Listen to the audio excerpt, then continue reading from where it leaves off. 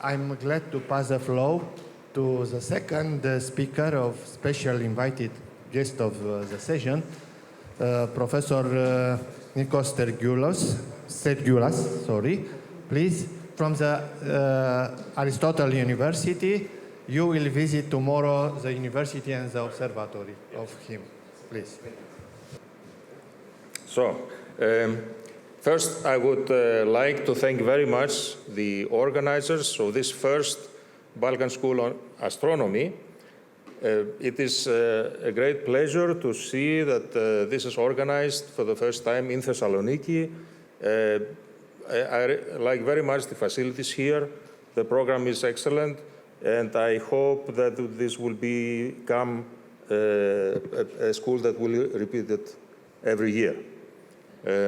So the talk that I will give today will focus on the detection of black holes using gravitational waves. This is a subject, I think, through the first talk that you heard today by the President of the European Physical Society, I think it has become apparent how important are gravitational waves today in cosmology, in astronomy in general, as a new tool to discover what is going on in the universe. So this is exactly why my first slide is not about a theoretical subject in relativity, but it is directly a picture of a gravitational wave detector. And specifically, this is the Virgo detector located in Pisa, in Italy. It is one of the current operating detectors that are now in the fourth observing period, together with several other detectors in the world. I will give you more details during the talk. So the important thing is that more than a century after Einstein formulated his theory of general relativity, today, and for some years now, relativity is not anymore a theoretical subject. It is also an observational science. It is part of astronomy. So we can detect black holes, we can measure their masses, we can locate them, in how far away from us they emerged, and in this way we can start to compare observational results to theory to arrive at a better understanding of the universe. So Albert Einstein formulated the theory of relativity. This theory predicts the existence of black holes. Einstein himself had doubts on the existence of gravitational waves, but as you heard in the previous talks, all these doubts are now gone because we do detect gravitational waves every few days now. So tomorrow, I will welcome you at the Astronomical Observatory of the Aristotle University of Thessaloniki. Hopefully the conditions in the sky will be much better than today, and we will be able to observe Saturn, which will be the primary target tomorrow night. But still, you should be able to easily distinguish another interesting star in the sky. So first of all, it is very easy in the evening to locate the Orion constellation in the sky. It is easy because it has this very distinctive Orion belt. There are 3 stars almost aligned that you can spot immediately.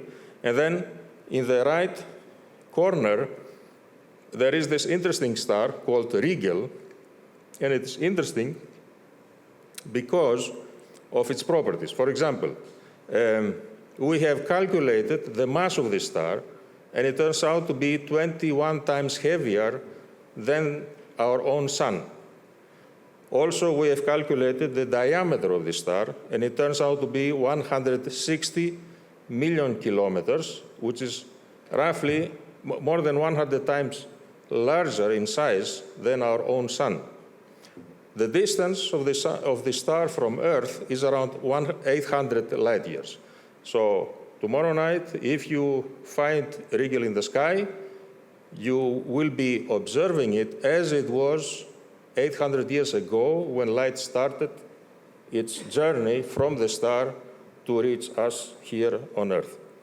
And this star, first of all, it is really standing out because of its size. And here you can see the relative size of our sun compared to Rigel.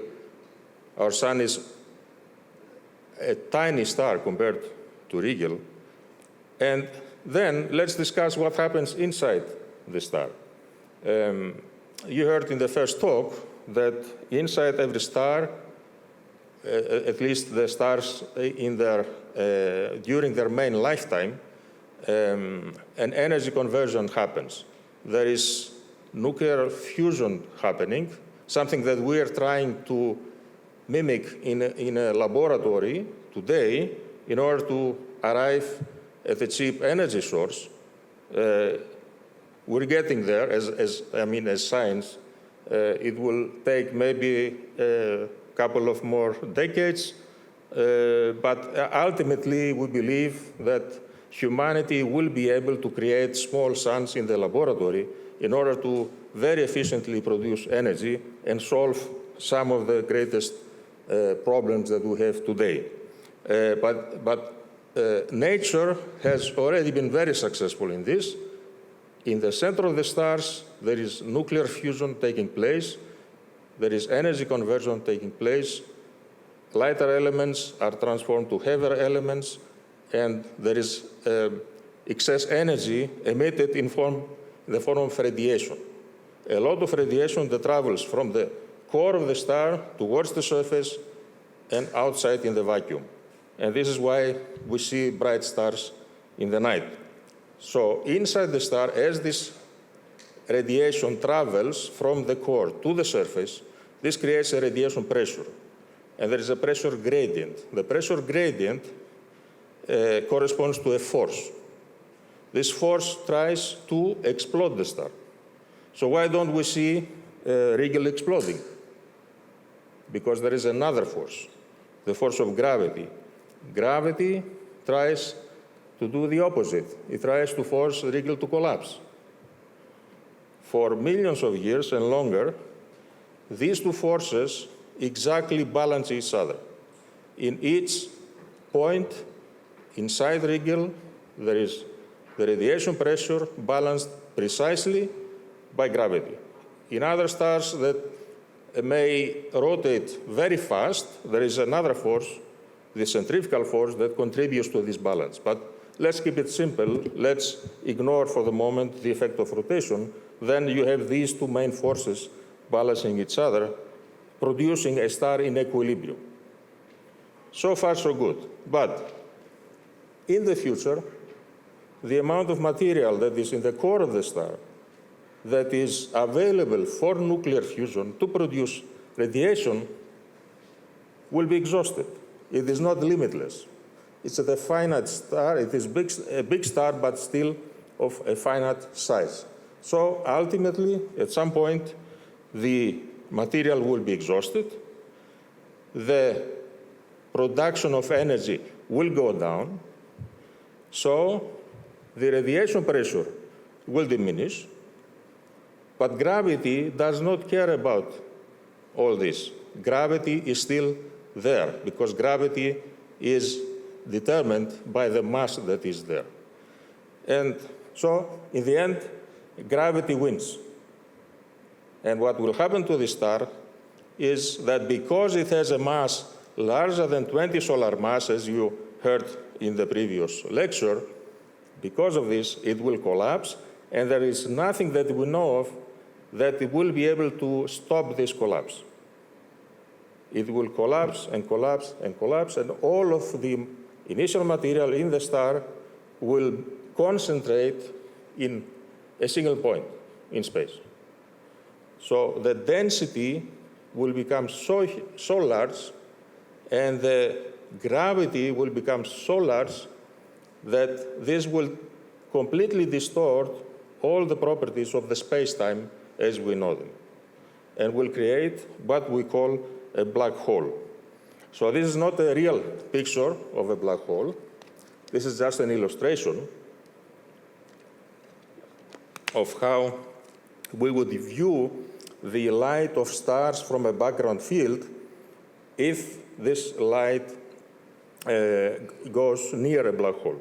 So we would see several distortions of the light, and these distortions are happening because of the space-time influencing the path of the light rays, as I will explain in more detail in a moment. So right now, let me tell you that this star, Rigel, that we said has a diameter today of 160 million kilometers, when it will collapse and when it will become a black hole, it will have, the size will have diminished so much that the area that will define as a black hole will have a diameter of only 120 kilometers. So 160 million kilometers will become just 120 kilometers. So this is a factor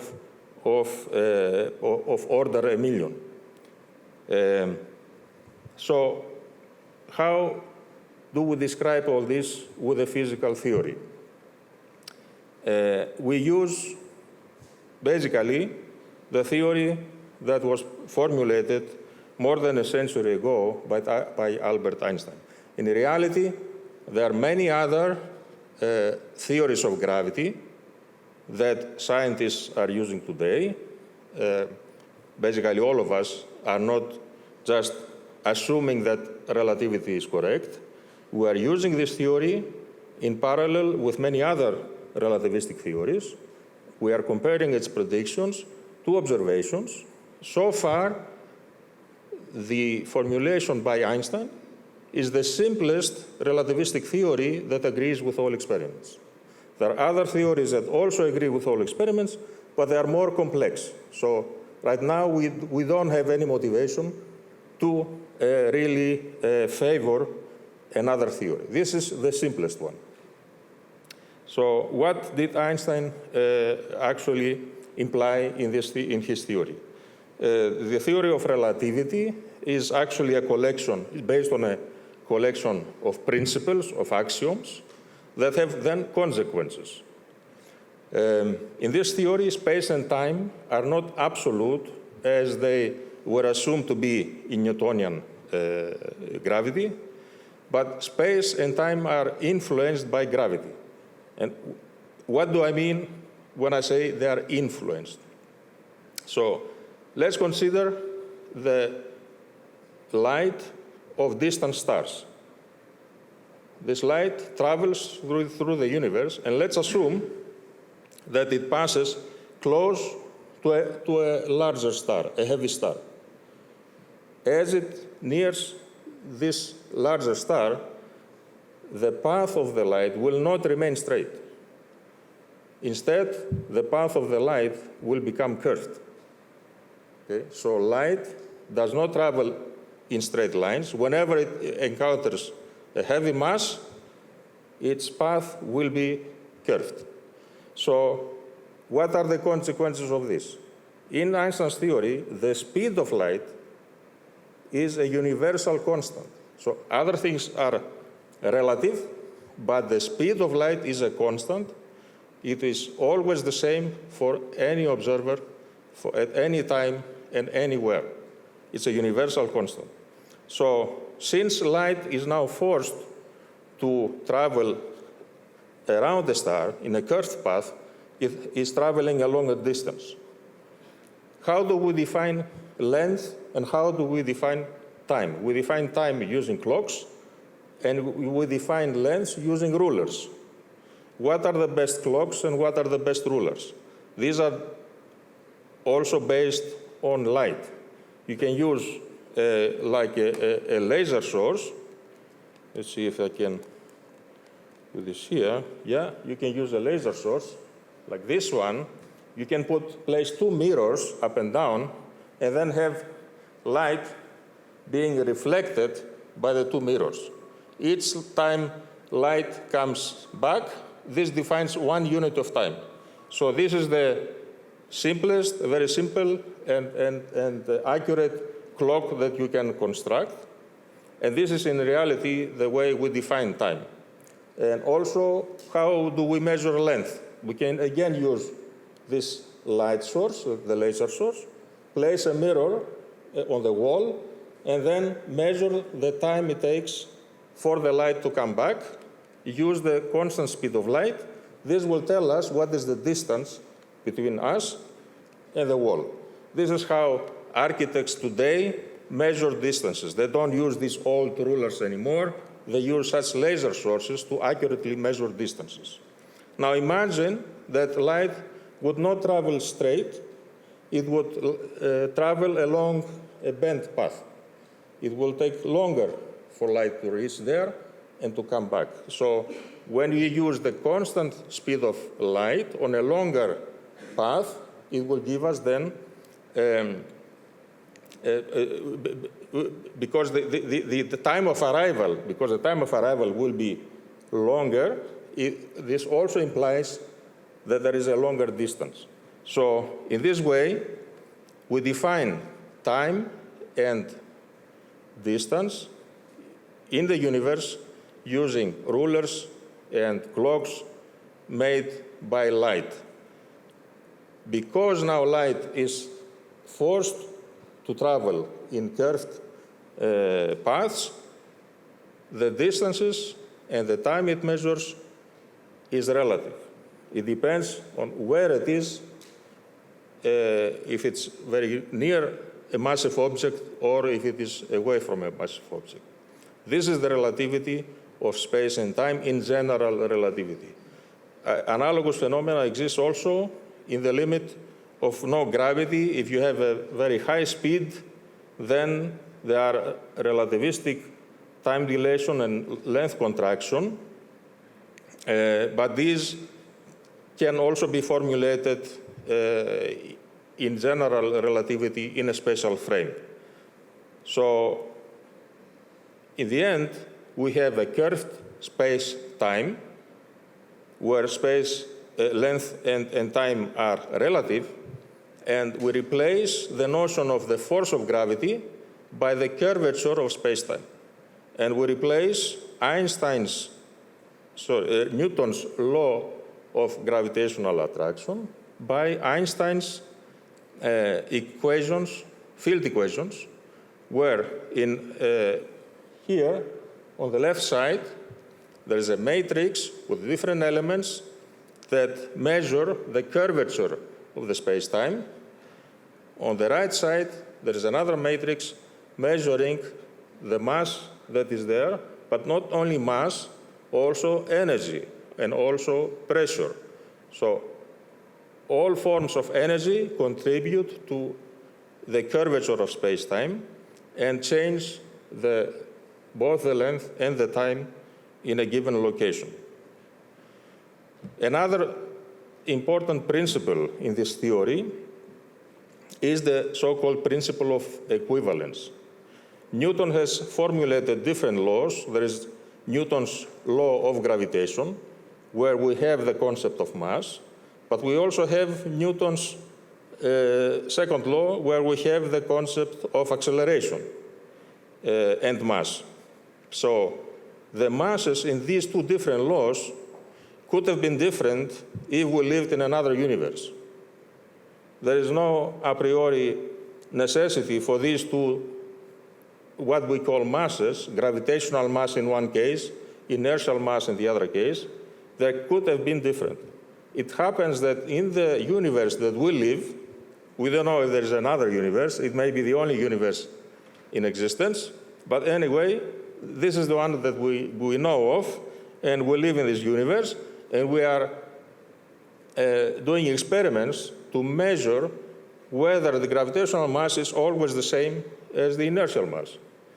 And so far, we have confirmed this, what Einstein assumed as a principle, that these are always the same.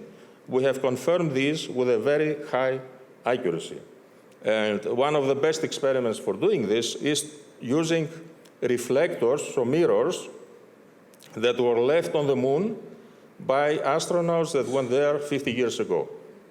So they went there, they looked around. Before leaving, they left these nice reflectors on the ground of the moon. And since then, we have been using lasers, shooting at the moon, getting back the light, measuring the time it takes, through the constant speed of light, measuring the distance of the moon. So if you monitor the distance of the moon over time, you can then test this principle of equivalence and see how well it is satisfied. Now, coming back to black holes.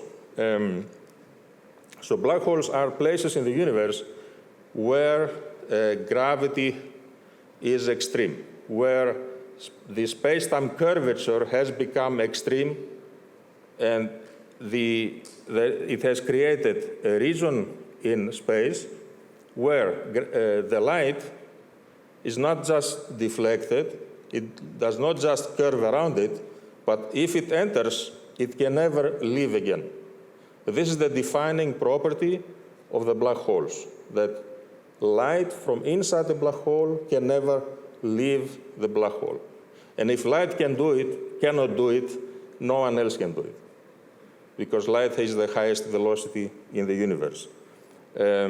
So this defines the Schwarzschild radius. It is proportional to the mass of the black hole. That's how we calculated before that, depending on the mass, based on the mass of Rigel, we can predict what will be the Schwarzschild radius when it will become a black hole. This comes from this formula that we owe to Karl Schwarzschild, who found the solution describing spherical black holes in relativity.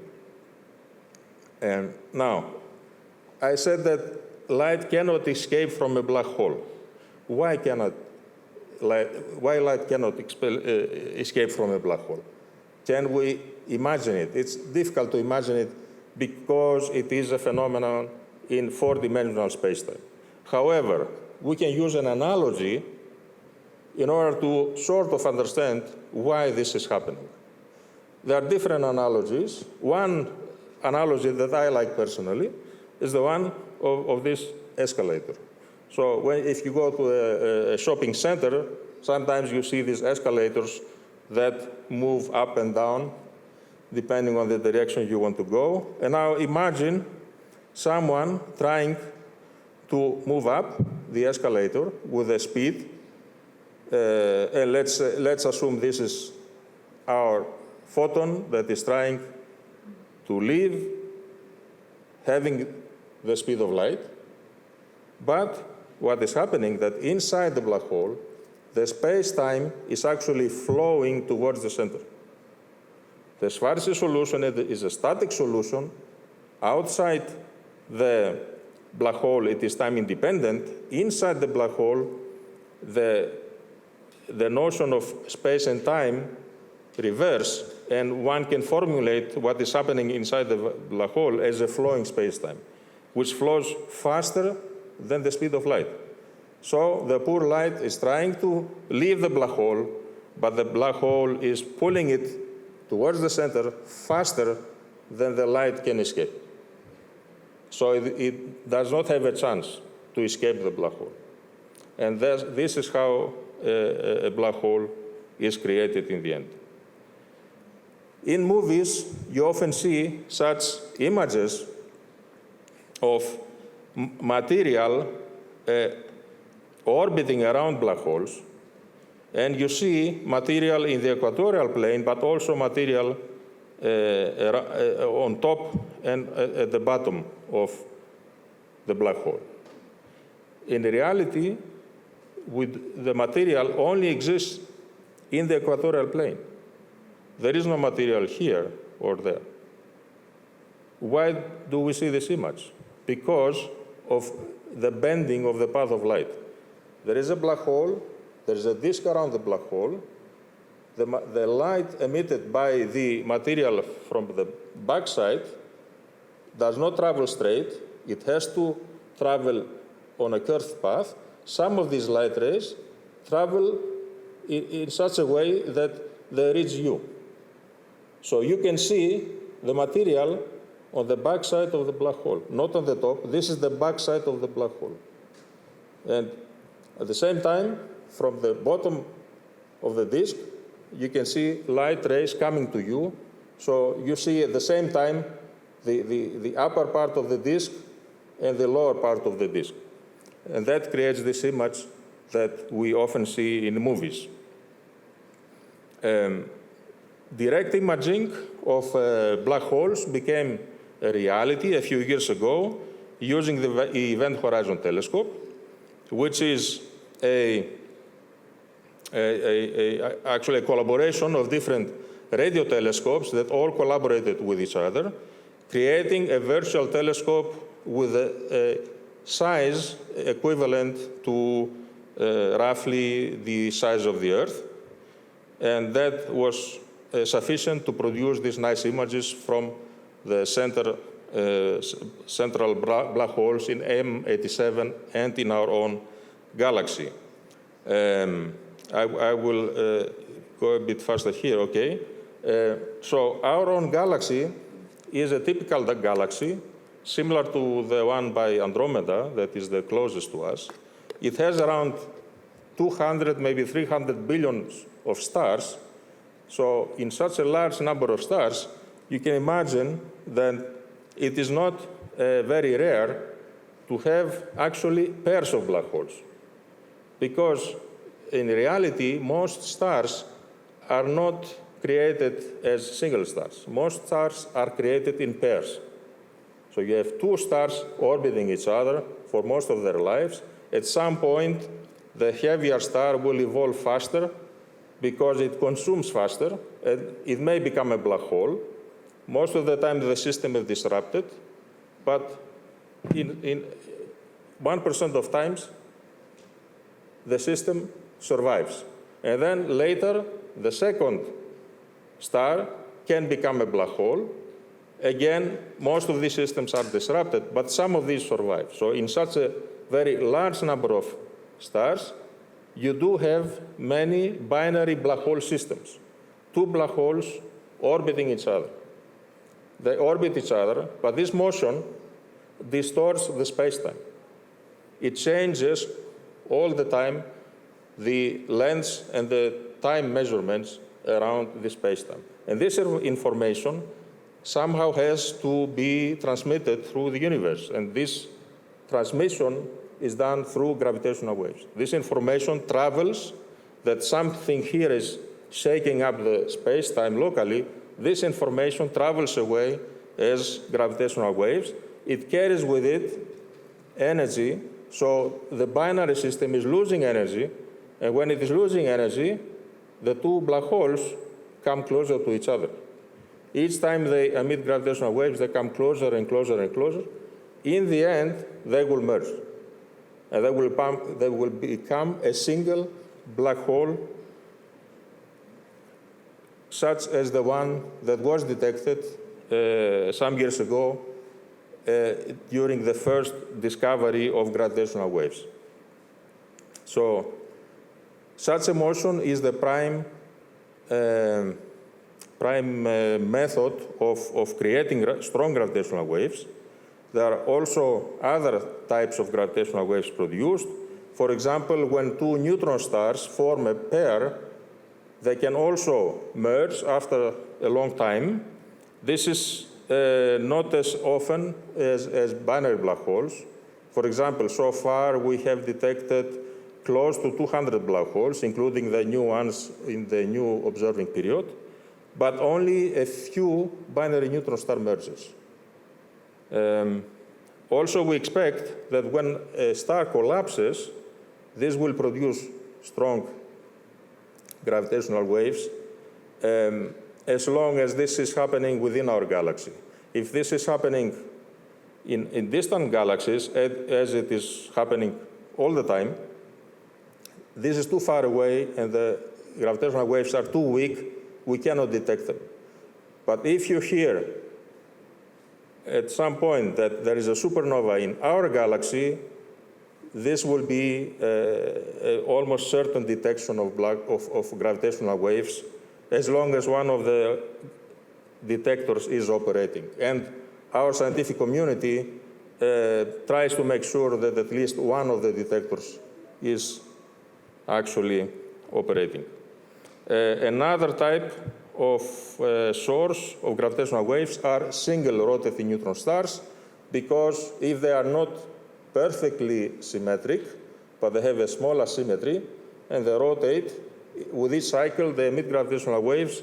If you are patient and observe this for many years, you have a chance of measuring such gravitational waves. So far, we only have detected gravitational waves from binary black hole mergers, binary neutron star mergers, and recently, with a different technique, using, again, radio telescopes, the pulsar timing arrays, there is a so-called gravitational wave background, but we're not certain what produced it.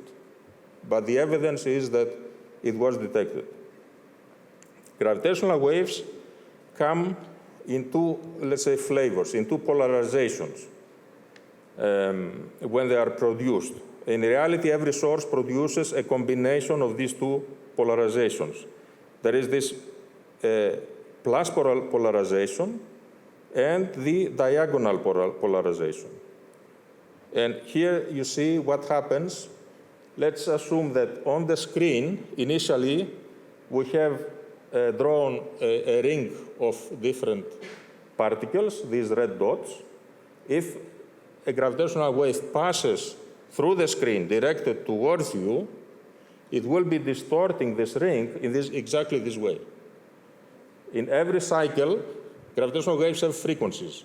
In every cycle, the ring will become flat and then elongated, flat, elongated. This is the effect of gravitational waves on matter. And this is what the gravitational wave detectors experience. Their arms are continuously stretched by gravitational waves when these pass through the detectors. And the other polarization produces, again, from a circle, it becomes an ellipse, but along the diagonal direction. Now, this looks nice in theory, so why don't we see this happening? Why, if I stop this, we know right now there are millions of gravitational wave sources bombarding us with distortions of space-times. These are, right now, gravitational waves are passing through this screen. We know it. Why don't we see this circle going like that? The reason is that these waves have a very, very, very, very small amplitude. Where they are produced, they are very strong. But as they travel through space-time, the amplitude diminishes inversely proportional to distance. I showed you before, Rigel is 800 light years far away. Other sources are thousands of light years, millions of light years, billions of light years. So, depending on where this is produced, when the gravitational waves are reaching us, their amplitude, the distortion they produce, is very small. How small? This small. This is the relative distortion, the relative fraction. If you count the numbers of zeros, these are 23. So the relative distortion is 10 to the minus 23. If you take now a typical gravitational wave detector, it has a length of several kilometers, 3 or 4 kilometers. Multiply now 3 or 4 kilometers, you can do it with your calculator, 3 or 4 kilometers times 10 to the minus 23. What you will get is smaller than the diameter of a subatomic particle. So small. So how can we measure such tiny fluctuations? So along 4 kilometers, we want to measure less than the size of a proton. How can we achieve this?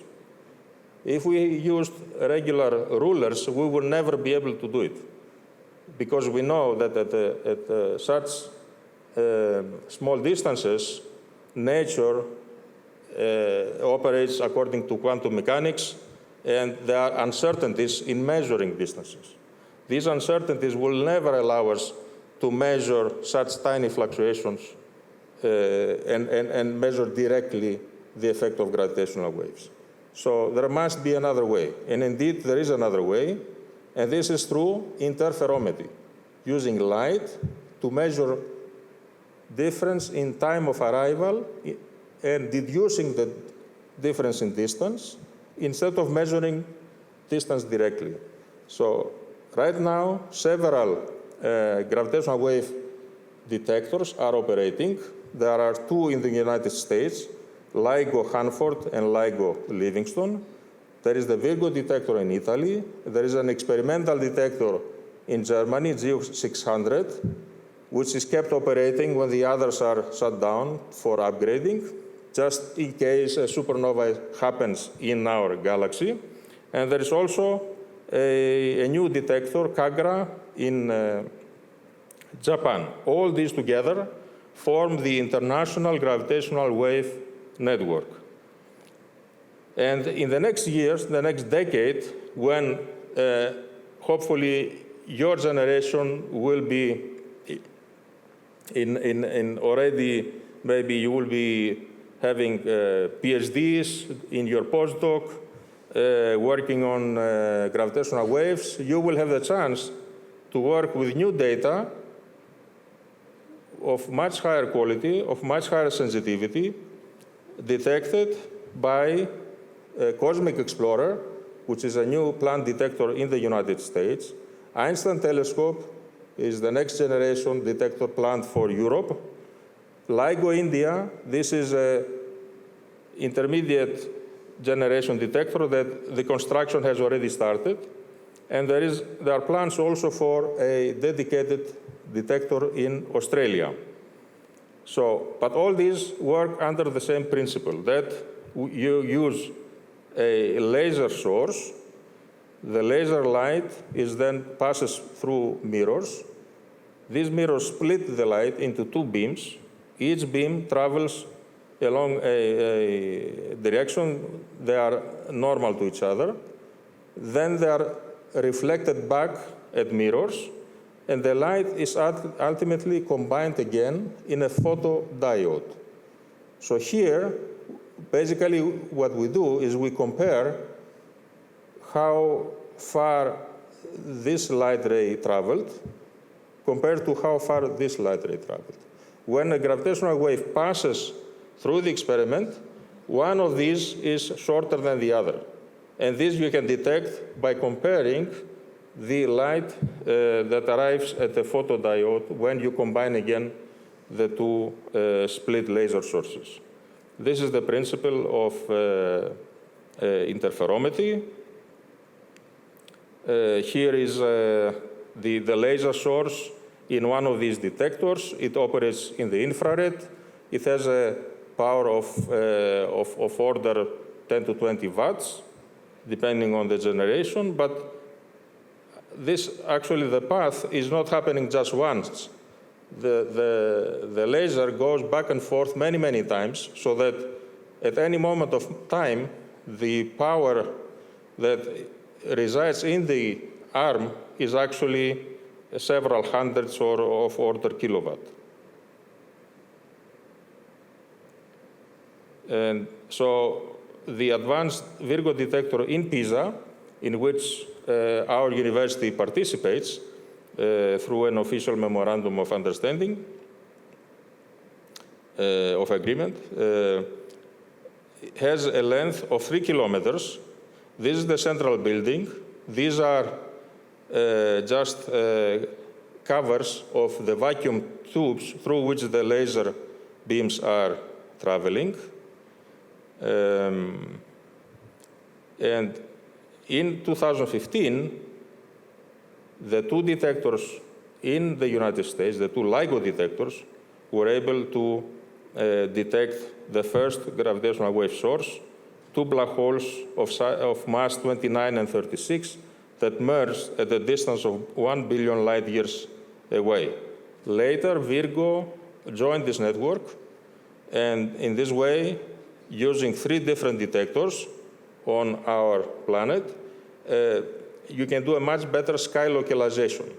So if you have information from three different angles of the same source, you can combine this information to create a better spot on the sky from where you expect that this was the area where the merger happened. So as the more detections are added to a network, the better is the sky localization of the source, the better astronomy you're doing. This is why these different experiments in different countries are not competing with each other. They all collaborate together in order to achieve the best possible result. Virgo specifically is a collaboration of more than 700 researchers, 147 institutes in 16 different countries. Here is a picture of one of the mirrors. The material was chosen very specifically for its properties. It is molten silicon dioxide. Even all these mirrors, these are hanging from very tiny strands of the same material. This is a picture of several of my students. We went a few months ago to visit the site for observing gravitational waves directly from there and collaborating with colleagues there. This is now another picture from inside the facility. You see these different tubes. These vertical tubes are vacuum tubes, and the mirrors are hanging inside these vacuum tubes. But they are not just hanging there, they are also isolated from seismic noise. You see here a schematic from inside these tubes. There are pendula, so 4 successive pendulums that one absorbs the vibrations from seismic noise that is always there. So each one is better absorbing the noise if you combine them successively. And so that the mirror that is hanging is isolated to a high degree from what is happening around it. Still, this experiment is now, but because of this very high isolation, it is very, very, very sensitive. Even if someone is walking along this 3-kilometer path back and forth, this distorts the experiment.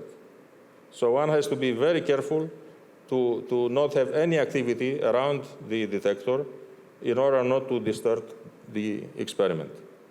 Another picture of the vacuum tubes. This is from the inside. These 3-kilometer long tubes are at almost perfect vacuum. It's actually a great engineering achievement that these tubes have been constructed for such a length to maintain a vacuum for many, many months. And this is a picture of the control room where one monitors the two light rays that are combined through interferometry. So, in the end, what did the experiment detect on September 14, 2015? Through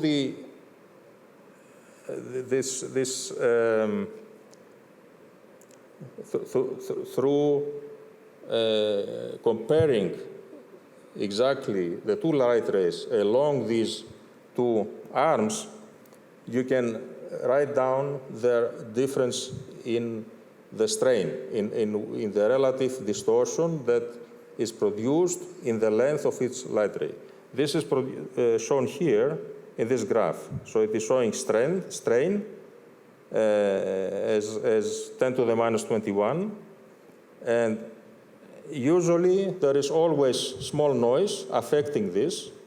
But when a gravitational wave arrives, you can see very clearly this image. There is an oscillation. As time progresses, the frequency becomes higher and the amplitude becomes higher. And then suddenly it goes away because the two black holes have merged and you don't have any more gravitational waves. If you look at this in a different plot of frequency versus time, so from the first plot, you can calculate the frequency and then plot frequency versus time. You see these very characteristic plots that you have an increase of frequency with time and an increase of amplitude, which is shown here by color. And what you measure, you can then compare to theoretical predictions. There are analytic theoretical predictions by solving Einstein equations analytically, but also numerical predictions by solving the complete set of Einstein equations using numerical relativity. And here you see such a comparison. So far, the accuracy we have in these experiments still allow us to say that Einstein's theory is the simplest theory that describes gravitational waves.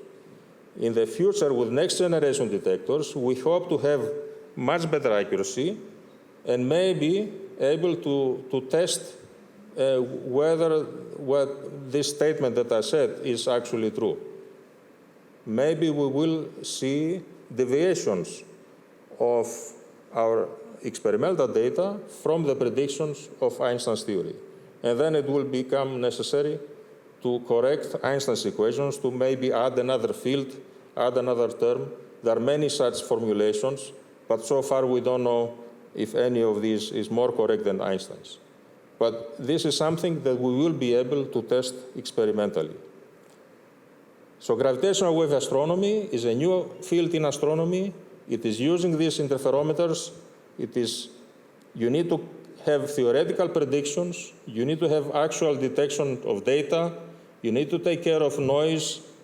And you need to take care of strong disturbances called glitches. And then after all this, you are ready to do parameter estimation, to calculate what are the masses, what are the distances, what is the sky localization. And so then you do real astronomy with your data. And more recently, because we observe now many sources, right now every few days our phone is ringing and we have an alert for a new gravitational wave source. In 10 years from now, with the new detectors, the phone will be ringing every few minutes. Right now, with the classical methods of analysis that we are using, it takes us about 1 week to do a full parameter estimation for a single source. Imagine if we get a detection every few minutes. There will not be enough time to analyze all these detections. For this reason, we have a need of creating new algorithms that will work much faster than the classical algorithms. And in this respect, it is machine learning that is right now showing this a very, very good promise. And basically, in all these different aspects of gravitational wave astronomy, machine learning has been applied, and we already have different successes, like better denoising. Even recently, we had the first new gravitational wave detections found entirely by a machine learning algorithm. So I will close my talk by mentioning a bit about the more distant future. We discussed about galaxies. So one galaxy has about several hundred of billions of stars, but in the whole universe there are hundreds of billions of galaxies. And just as two stars can form a pair inside the galaxy, two galaxies can also form a pair and collide. And looking at the universe, we see very many such cases where we are seeing this actually happening. Here are two galaxies colliding. Here also, these are two galaxies colliding. Here too, these are ready to collide. When two galaxies collide, what happens to their central black holes? They form a pair. So we expect that in the universe there will be galaxies hosting a pair of supermassive black holes at their center. We theorize that these two black holes may ultimately also merge. It is not certain, but we want to test it observationally. There are theories for and against this scenario, but it's something we want to test experimentally. And for doing this, we cannot use the detectors that are here on Earth because they have a very small length. A few kilometers is not enough to measure the low frequencies produced by merging supermassive black holes. You need millions of kilometers. Where can you have millions of kilometers if you go to outer space? Recently, the European Space Agency, in collaboration with NASA, approved the construction of a new experiment, of a new mission in space called LISA, Laser Interferometer Space Antenna. This will consist of 3 spacecraft orbiting the Sun, not the Earth, orbiting the Sun, and having distances of several million kilometers of each other. And they will operate by a similar principle as the interferometers that detect gravitational waves here on Earth. So this will be constructed in about 10 to 15 years from now. And we hope by the time, using LISA to detect gravitational waves that will tell us not only about supermassive black holes, but maybe also about the beginning of our universe. We are hopeful that this will work because in 2017, there was a smaller mission already, LISA Pathfinder, that was very successful, more successful than it was originally planned. And science does not stop there. The plans are to even construct gravitational wave detectors on the moon. Okay, there were already 2 conferences that were organized in the last 2 years, trying to bring together scientists to collaborate on this ambitious project. While I was listening to Professor Sakellariadou's talk, I received another invitation for a conference in Italy next month, in October, with the aim to come up with a specific plan to construct a gravitational wave detector on the moon. The main advantage, I don't know if you see it already from this schematic. What would be the main advantage to have it on the moon? No? No interference by air. No interference by air. You don't need to construct vacuum tubes because there is no air on the moon. So you just construct 3 end stations and you send the lasers as if you are in vacuum, right? So this is a huge advantage. The construction will be much simpler.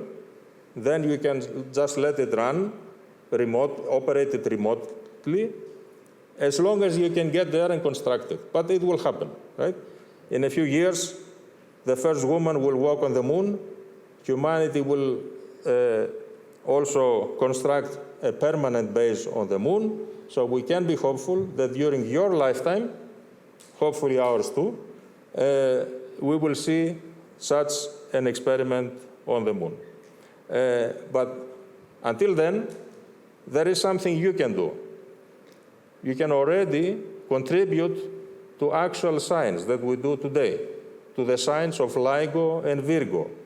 And you can do it by assisting us in identifying these glitches. I showed a picture before of a very large disturbance caused by unknown origin.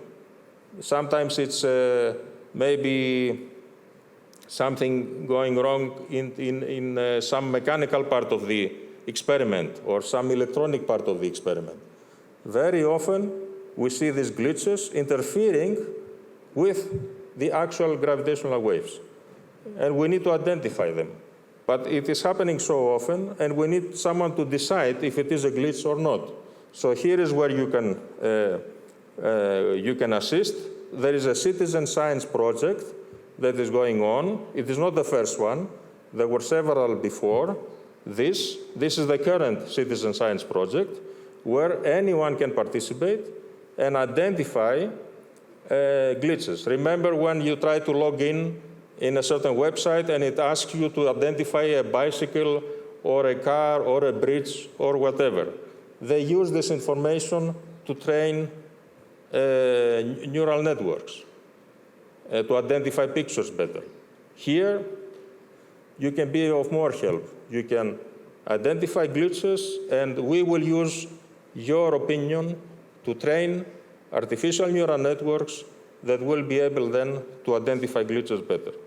So, thank you very much, and I'm available for questions.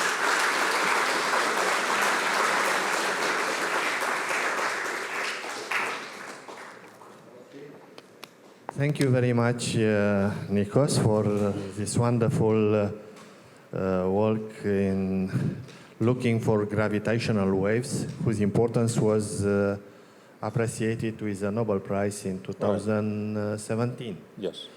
Okay. Questions for Nikos? Yes, please.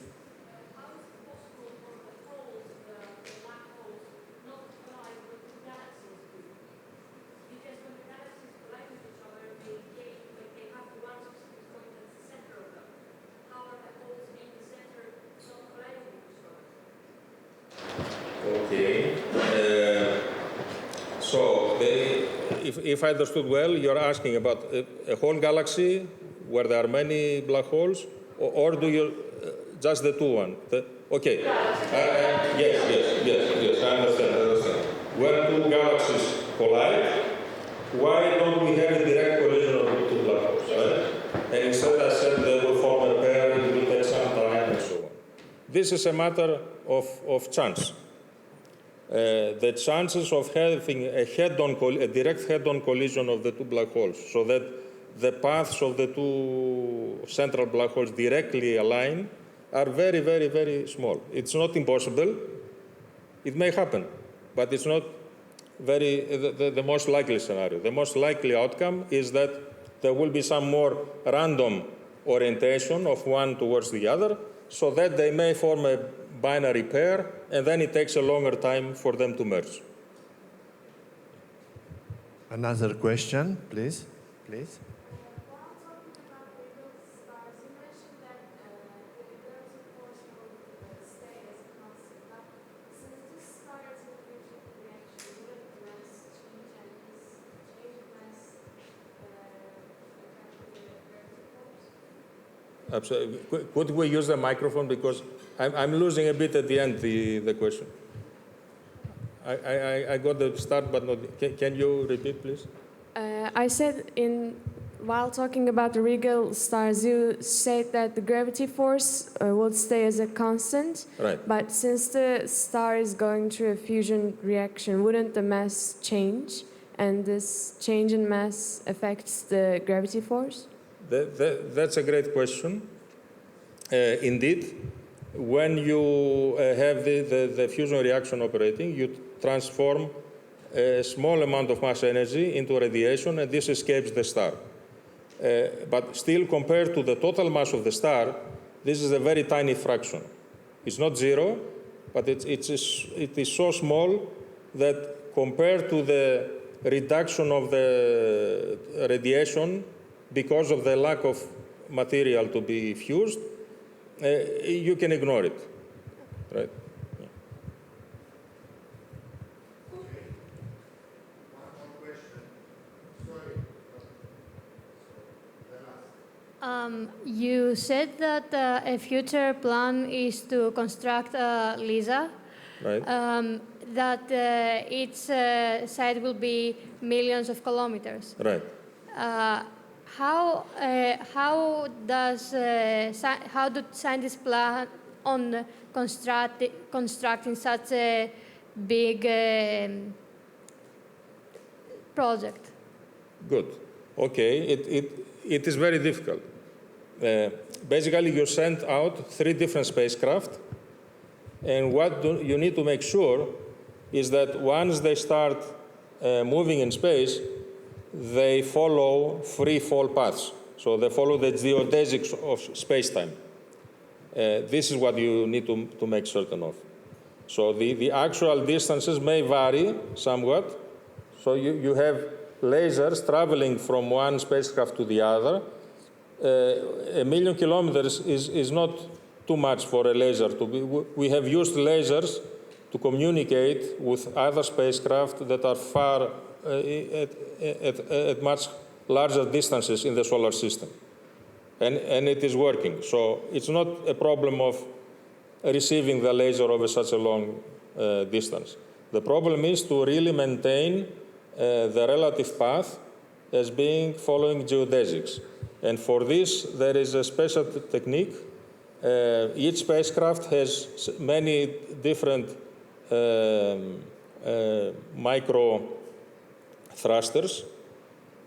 It has a small cube inside it in the core of a special material of gold plus another material. And you are using mechanical and electrostatic forces to actually measure how this cube is moving. If the spacecraft tries to move away from the geodesic, you immediately correct its path. So very quickly you are correcting the path of the spacecraft to move along this cube, so that the cube always follows a geodesic. If you manage to do it with all 3, then you can use the communication with lasers to infer the changes in the relative distance between them and infer the presence of gravitational waves. This has been shown working in this Pathfinder experiment, that in principle it should work. Yeah. Okay. Thank you. Let's thank again to our speaker. Thank you also. And we are expecting you in our observatory tomorrow evening. Yeah? Yes. Okay. It So will be we'll see a each very other nice again. moment.